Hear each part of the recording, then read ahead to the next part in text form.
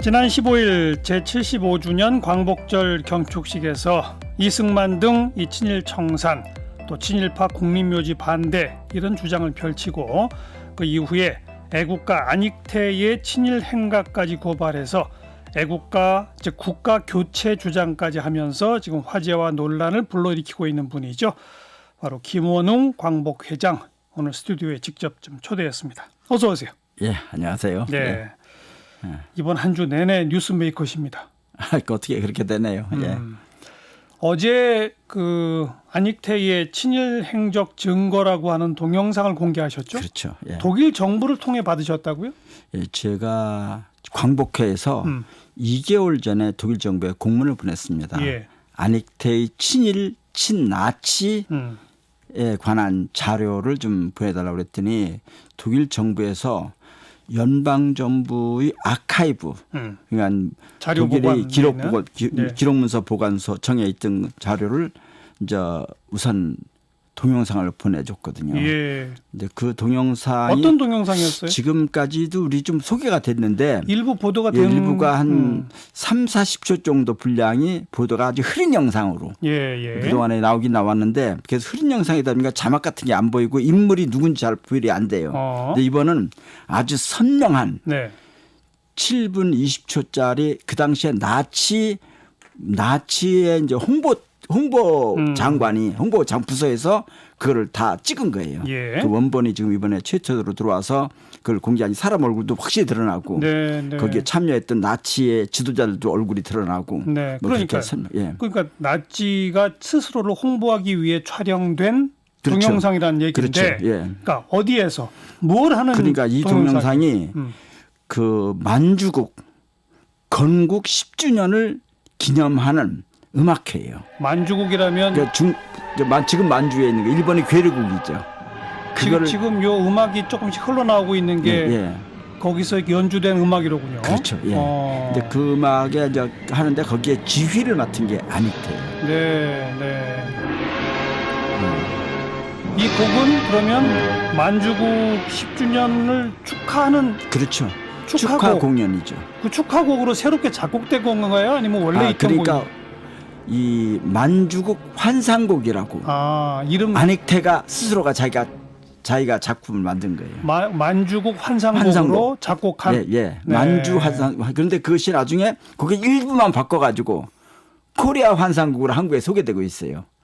그래요? 자기 표절을 한 거예요. 그러니까 예를 들면 뭐 일본 천황폐하 만세 하던 거를 곡조는 거의 그대로 한나무를 그대로 쓰면서 그러니까 대한민국 만세로 바꿔놓은 거예요. 그러니까 코리아 환상곡이 바로 여기에 뿌리를 두고 있습니다. 본인이 직접 만든 만주국 환상곡을 지휘하는 장면이 촬영된 동영상. 그 관객들은 아마 주로 나치 핵심 멤버들. 그러면 독일과 일본 제국주의가 서로 축하하는 뭐 그런 그런 거네요. 그러니까 서로 독일, 일본, 이태리가 그 나치 협력국들이 서로 국권의 의리를 다지고 뭐 이런 우호를 강화하자, 동맹국으로서 일을 잘하자 이런 분위기 속에서 만들어진 그 음악회예요. 그 음악회가 열린 거는 1942년이라고요. 42년이에요. 사실 안익태의 그 친일 행적은 좀 이미 알려져 가지고 친일 인명사전에도 이름이 올라 있지 않습니까? 그렇죠. 예를 들면 안익태가 같은 그 42년에 그 11월 4일인가 일본에 아주 명치절이라는 명절이에요. 그때 기미가요, 일본 국가로서는 기미가요를 일본 천황에게 바치는 헌정하는 그런 연주회를 해요. 근데 그런 기록도 있고, 그러니까 친일 기록이 많고요. 또 나치에서도 나치 제국의 음악회원, 그 굉장한 수준이 있고 검증받지 않으면 그냥 못 들어가는데 음악회원으로 또 등재돼 있어요. 게다가 이 애국가 곡조가 불가리아의 무슨 민요를 표절했다고요? 그렇죠. 그건 뭡니까? 제가 이게 최초로 제기된 게 1964년에 박정희 정부 때. 오래됐네요. 박정희 정부 때 미국에 있는 미국인 그 지휘자가 한국을 왔어요. 와서 이걸 노래를 들어보더니 이거 자기가 불가리아 원래 출신인데 미국인이긴 하지만 불가리아 이게 군가인데 민요가 아니라 군가예요. 군가. 예, 군가. 군가인데 불가리아 사람들이 일어나면 다 번쩍 일어나겠네. 그런데 그 박정희 정부 때 그 친일이 워낙 압도적이니까 그걸 덮은 거예요. 네, 네. 덮고 이제 계속 이제 학계에도 얘기가 나오는데 그 이제 정확한 음악을 전공한 분들이 그거를 비교를 해봤어요. 그러니까 선율이 음정이 아주 일치한다. 그게 58%가 나와요. 그리고 유사한 것까지 합치면 72%가 나와요. 예, 그러니까 예. 그 뭐 선율 이렇게 우리가 지금 분석해 놓은 걸 다 갖고 있는데 그러니까 그거 보면 이거는 뭐 그거 하나만으로 전 세계 어느 국가가 표절한 외국의 군가를 표절한 네. 그걸 국가로 쓴 나라가 어디 있습니까? 그런데 이제 그런 문제 제기 이후에 일부 언론들에서 전문가들을 또 인용해서 얘기하기를 안익태가 예국가를 작곡한 거는 1935년인데 35년 이전에 안익태는 유럽에 발을 디딘 적이 없다. 따라서 불가리아의 군가를 사전에 들었을 리가 없다. 예. 그러니 무슨 표절이냐 이런 주장이 있어요. 자료를 어쨌든 그거는 뭐 자료잖아요. 자료 얼마든지 구할 수 있죠. 자료를 얼마든지 구할 수 있고 근데 그거는 좀 빈한 것 같아요. 그런 주장은 우리나라 한국에 있다고 해서 외국 거 자료를 못 구합니까? 그래서 저는 그거는 굉장히 1935년이라고 하는 것은 국제사회 교류가 활발하게 될 때인데 유럽에 예. 가본 적이 없다고 유럽 그렇죠. 음악을 못 들어봤을 그럴 수는 없죠. 예. 우리가 독일 안 갔다고 베토벤 노래 안 듣는 거 아니잖아요. 근데 물론 그렇지만 네. 35년 그 시절은 또 조금 지금보다는 교류가 좀 적었을 테니까. 교류가 적었지만 어떻게 이제 그 자리 아마 그때 그 교류가 적으니까 이걸 내가 어디가 베껴도 표가 안 나겠지 이렇게 생각할 수도 있죠. 어떻게 그 자료를 구했는데 예, 그럴 수 있죠. 또 어쨌든 음악 전문가들은 이건 표절 혐의가 짙다라고 그렇죠. 주장한다 이거죠. 예, 예. 우연히 이렇게 된 건 아니다. 그렇죠. 그렇게 이미 정확히 일치하는 게 58% 60% 가깝잖아요. 그리고 비슷한 게 72%까지 올라가니까 이거는 표절 안 하고는 이렇게 나올 수가 없다는 거예요. 음악가들 표절 안 하고 어떻게 이렇게 58%가 똑같을 수가 있냐. 네. 그 짧은 음악에 예. 짧은 노래 안에. 그래서 예. 그건 납득이 안 간다는 거예요. 그래서 아무튼 친일 행적, 친나치 행적도 이미 뚜렷이 드러나 있고 예. 게다가 곡마저도 표절이니 예. 어떻게 하자고요? 그런데 이제 그래서 이거를 어떤 분들은 야 우리가 그동안에 이거 얼마나 오랫동안 불렀냐. 그러니까요. 학교 다닐 때도 초등학교 다닐 때 중학교 다닐 때 뭐 할 때 불렀고 예. 뭐 8.15 광복절도 불렀고 심지어 5.18 항쟁할 때도 불렀고. 민중들이 불렀고 그럼요. 4.19 혁명 때도 불렀고 했는데 촛불 때도 불렀고. 예, 그런데 저는요 전 세계에서 국가를 안 바꾼 나라가 거의 없어요. 미국은 이미 2번 바꿨고 오바마 때부터 3번 바꾸는 걸 지금 준비하고 있어요. 그리고 독일도 이미 3번 바꿨고 그다음에 오스트리아도 5번 바꿨고 프랑스는 7번 바꾸고 중국도 2번 바꿨어요.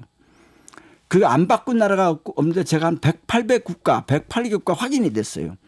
그런데 안 바꾼 나라가 아주 극소수인데. 근데 바꾼 나라들도 예. 마지막 바꾼 연도가 굉장히 오래전 아닌가요? 아니 안 그래요. 현대 최근에 바꾼 것도 있어요. 최근 현대에 호주 같은데 최근에 바꿨거든요. 그래요? 호주도 최근에 바꿨고 그러니까 그런 것들이 아주 오래 바꾼 게 아니라 최근에 바꾼 것들이 많아요. 그리고 미국이 지금 바꾸는 노력 준비를 하고 있어요.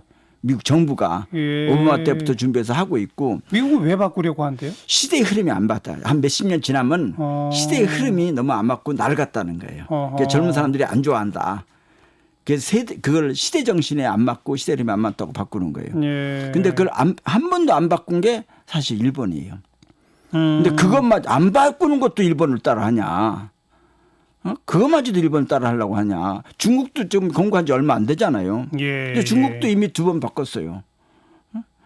그래서 저는 태국은 4번이나 바꿨고. 세계 여러 나라들이 그렇게 바꾼 이유는 또 각양각색이겠죠? 예, 가정학생인데 가장 중요한 이유 중에 하나는 시대의 흐름에 좀 안 맞다. 한 3, 40년 지나면은 이게 시대의 흐름에 좀 젊은 사람들이 별로 안 좋아해.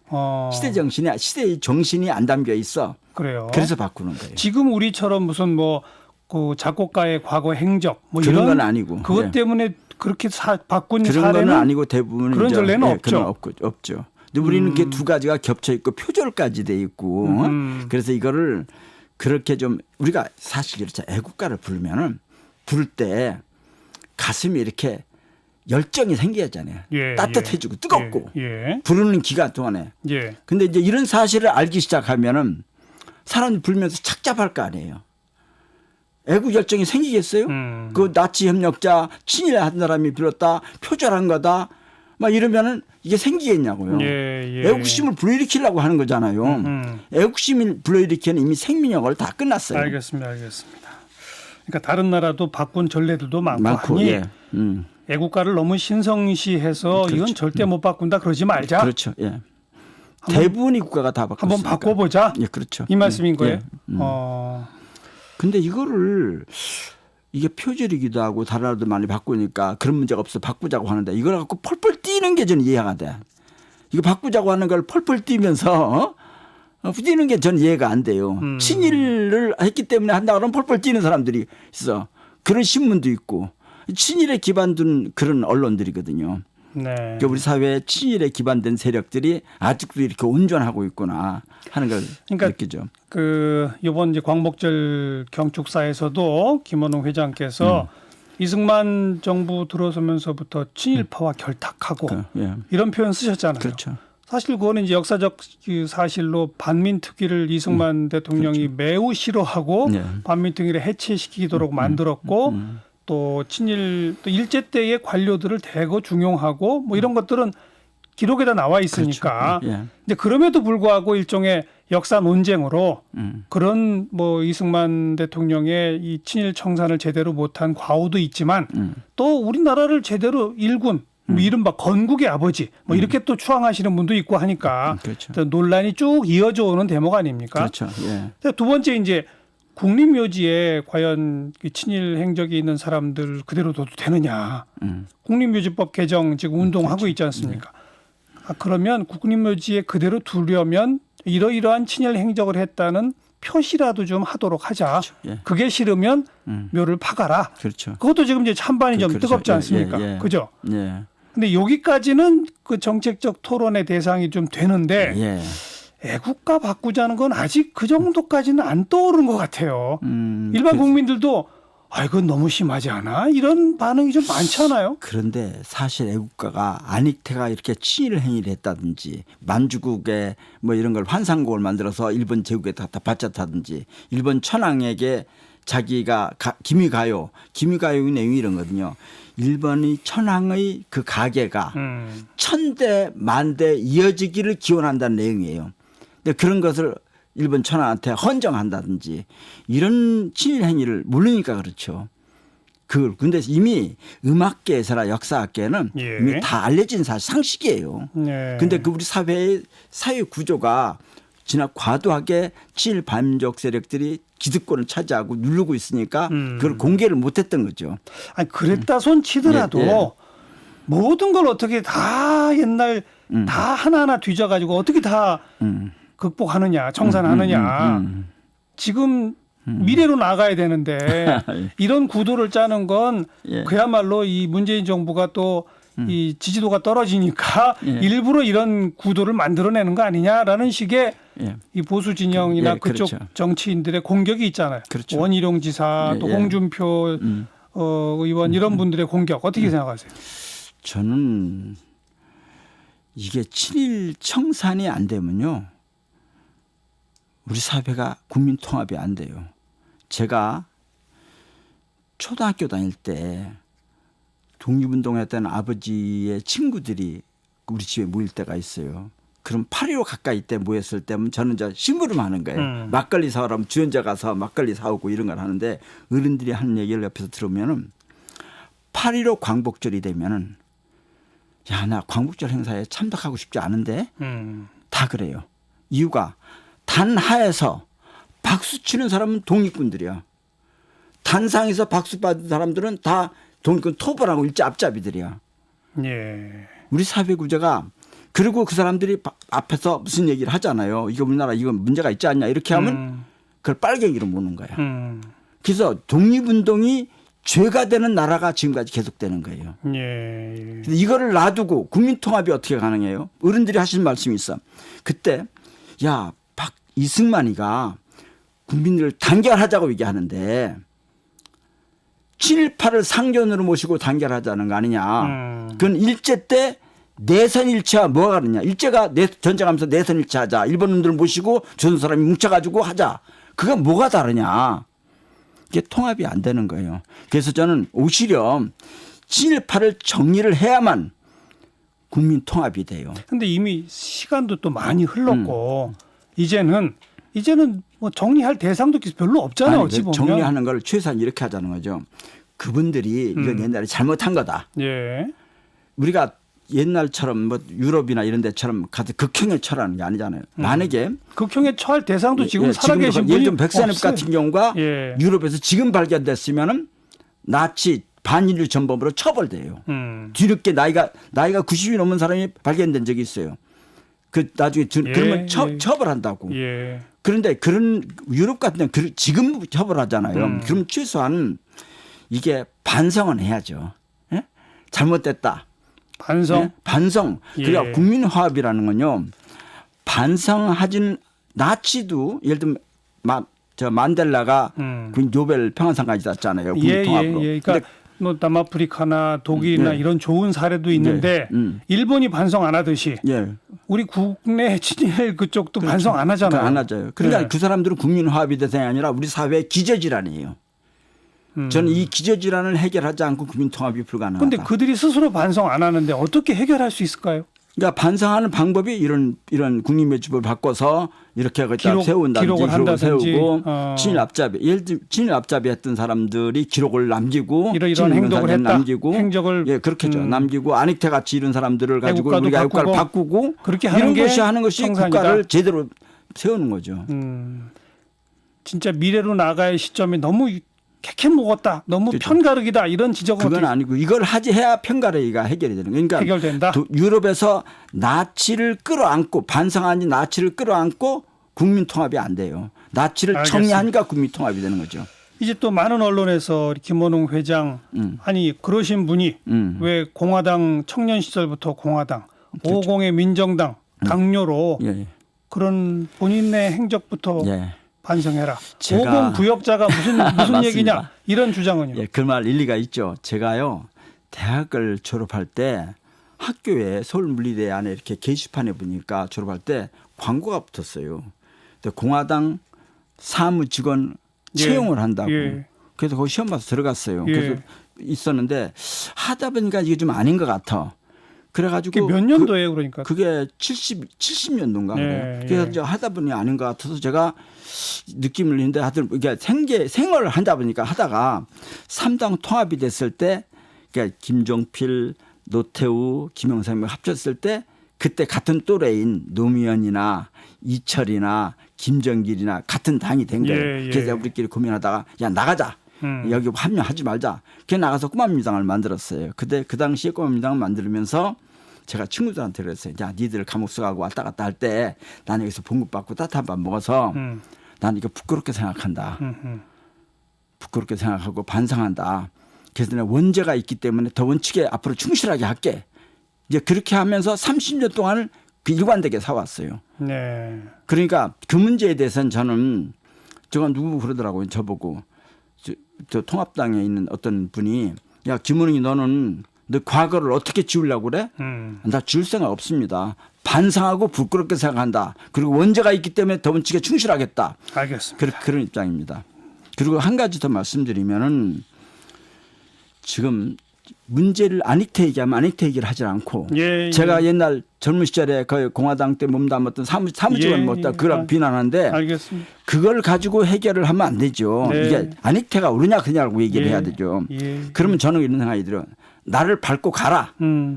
그리고 나는 친일청산 깃발 두고 앞으로 나가겠다. 그러니까 10발음 나가서 내가 쓰러질 수도 있다. 그럼 내 후진들이 또 가서 그 깃발을 이어받고 또 10발음 나갈 거다. 알겠습니다. 이런 생각을 하고 있습니다. 원죄가 있어서 그 죄가품 때문에 누구보다 원칙에 충실하게 이 얘기도 내가 하는 거다. 네, 그 그렇죠. 말씀이로군요. 그렇죠. 여기까지 듣죠. 김원웅 광복회장이었어요. 고맙습니다. 네, 고맙습니다.